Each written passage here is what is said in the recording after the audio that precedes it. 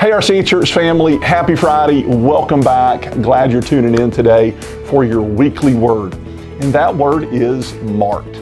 Now, maybe you're like me and you've been out to dinner, been over at someone's house and you're eating a wonderful meal, and all of a sudden something kind of slips off the fork or the spoon and your shirt, your jacket, whatever you've got, your tie, it's not ruined, but you're marked for the rest of the night, right? You feel so ashamed. You're like, oh goodness, don't look at me. You go to the bathroom, you're looking for water, the club soda, whatever it is, because you're a marked man or you're a marked woman. You want to get that mark off of you.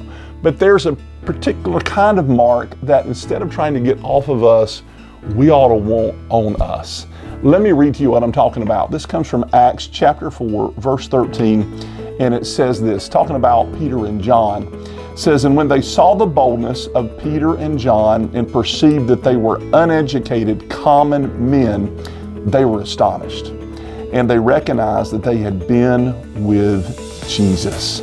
Oh, friends, I love that. The mark of Jesus ought to stain just not our shirts, it ought to stain our lives.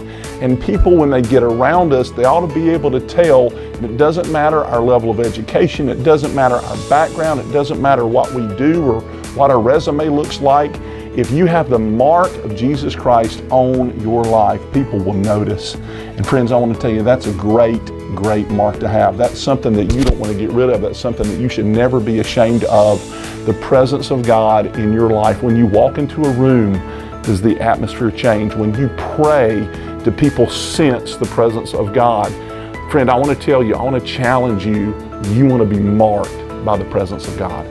That's what we're going to be talking about this coming Sunday, 10:30 a.m. right here online or in person. We want to invite you to join us, and I want to challenge you right now that you can be marked for Christ. I want to tell you, in the times that we live in this generation that we live in, people are hungry and people are looking for something real.